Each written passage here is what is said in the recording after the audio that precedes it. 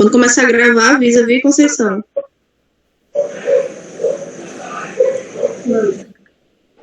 Deixa a porta fechada.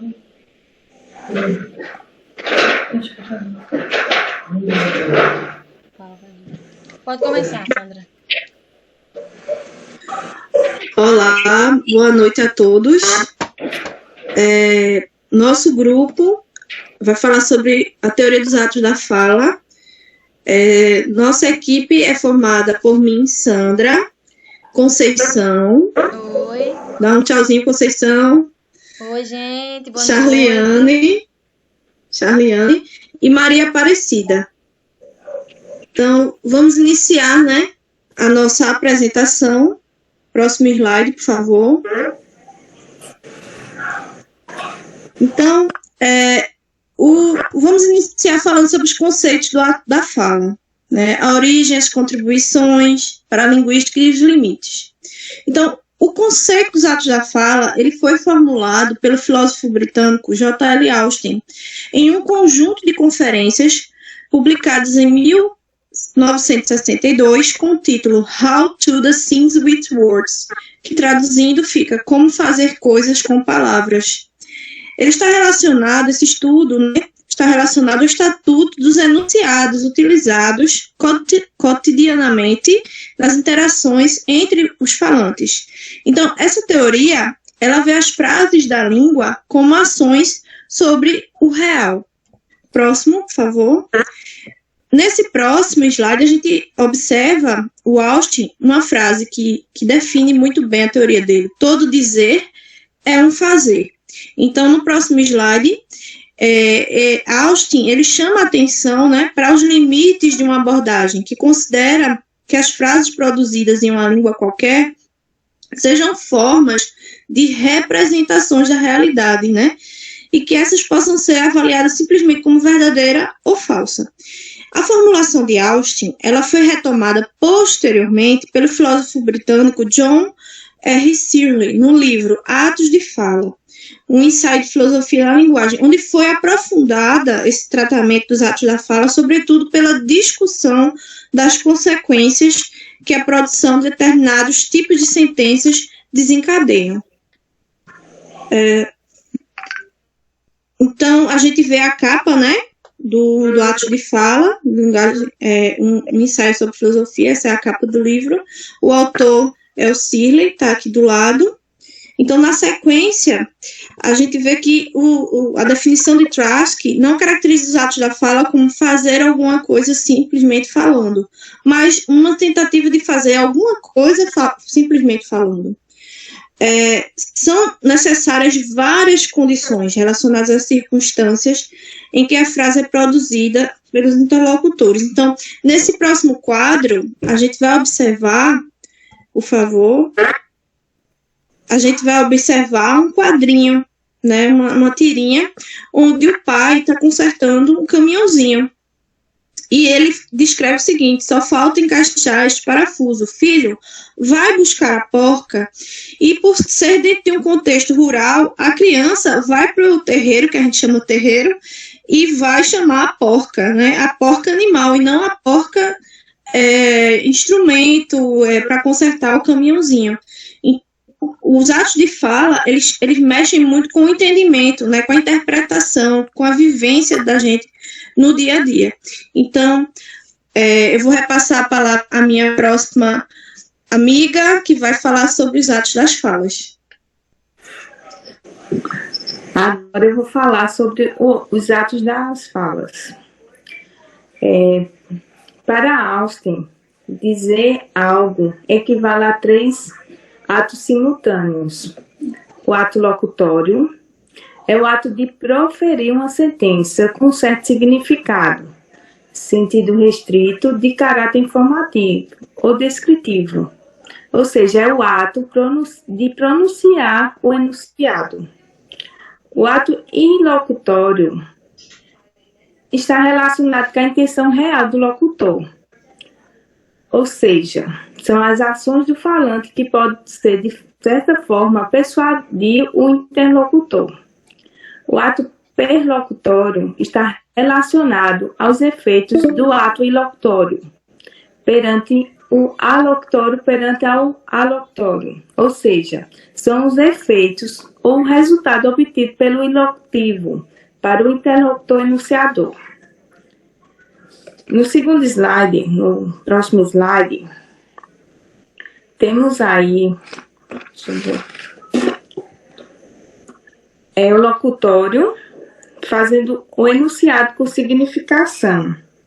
O ato locutório é o uso linguístico para dizer algo, usar termos, para fazer a comunicação de uma ação. O ato ilocutório é esse ato central para Austin, porque tem a ver com a força performativa, ou seja, a gente ao dizer algo, o modo de dizer, a força de dizer que aquilo é proferido, resultará na diferença. E o perlocutório, que é como o outro vai receber essa informação, dita se é uma promessa, afirmação ou pergunta. No próximo slide, estamos vendo aí a frase "tô com fome", que é pelo ato locutório. Essa frase é o componente linguístico utilizado para dizer a ideia. Para o ato ilocutório, dependendo da forma como a frase é dita, pode ter a intencionalidade de puxar uma conversa, uma reclamação ou um pedido para alguém dar comida. E pelo ato perlocutório, depende de como o outro recebe a informação. Se receber como um pedido, ele dará comida. Se receber com um tom de assunto, ele puxará a conversa. E agora eu passo para Conceição. Isso, vou dando continuidade. Bem, dando continuidade à teoria dos atos da fala, eu irei comentar um pouco sobre as símiles e suas classificações.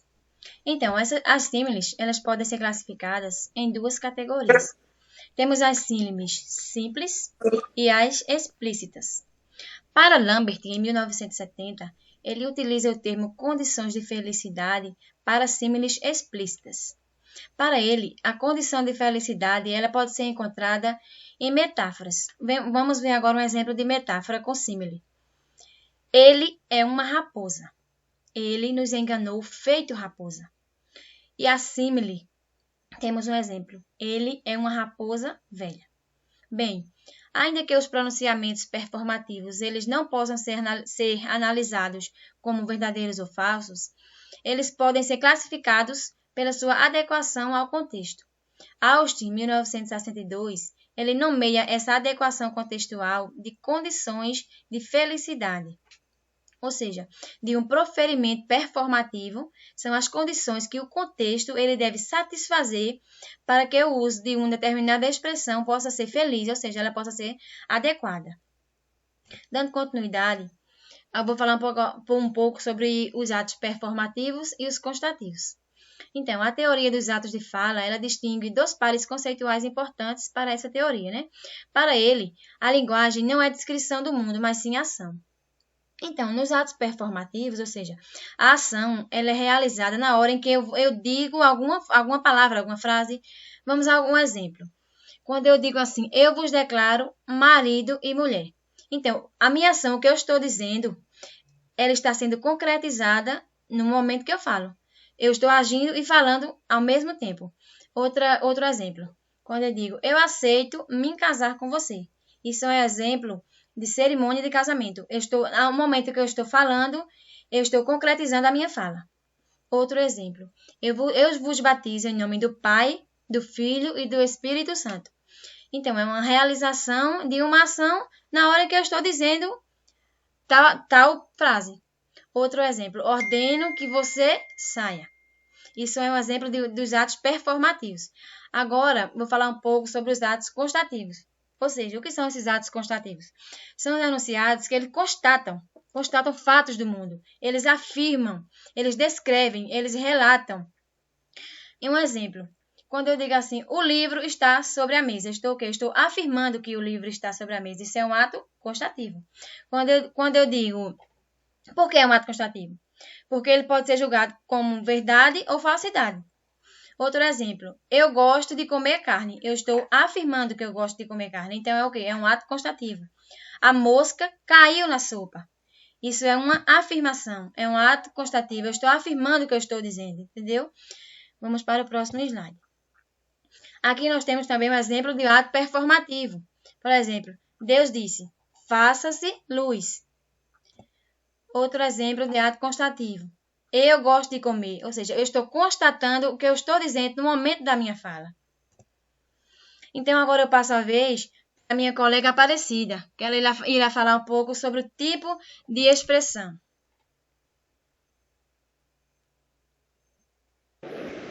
Boa noite, gente. Eu vou falar sobre os tipos de expressões. Ele classificou em 5 grupos esses tipos de expressões, de acordo com a força locutória de cada um. A primeira expressão é a veredictiva, que dão um veredito sobre determinado assunto. Pode ser feita por juiz, um médico falando sobre uma doença, ou mesmo em situações cotidianas em que sustentamos algo com base em valores ou provas. A expressão intercitiva, que é a segunda, consiste em tornar uma discussão a favor ou contra determinando comportamento. Diferentemente da situação anterior, por não ser apenas juiz, mas decisão, exemplo, proibir, estimar, confiar, prescrever, conceder e exigir. A terceira expressão é a comissiva, aquela que compromete o falante com o cumprimento de algo. Por exemplo, jurar, garantir, provar e combinar. Quando você jura algo, você está comprometendo de acordo com o que você está falando. Você está se comprometendo, jurando aquilo, comprometendo sua palavra sobre aquilo que você está falando. A expressão condutiva trata-se de uma reação ao destino ou conduta dos outros. Exemplo, facilitar, criticar, saudar, desejar, lamentar e questionar-se. A quinta expressão é expositiva. Sua intenção é tornar-se claro com a expressão do falante. Deve ser considerada para permanecer fiel ao seu pensamento. Por exemplo, comunicar-se, relatar, testemunhar, reconhecer e corrigir. São uns desses exemplos que vai permanecer fiel àquilo que você está dizendo. Vai facilitar você ao explicar, vai levar você a concluir o que você está, o seu pensamento, levar ele a ser fiel ao que você está. Bom, é isso.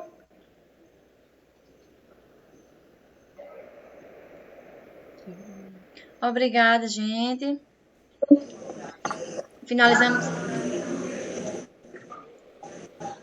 Finalizamos nosso trabalho. Obrigada a todos. E falamos um pouco sobre a teoria dos atos da fala. Espero que todos tenham entendido um pouco do que nós falamos, nós comentamos. E desde já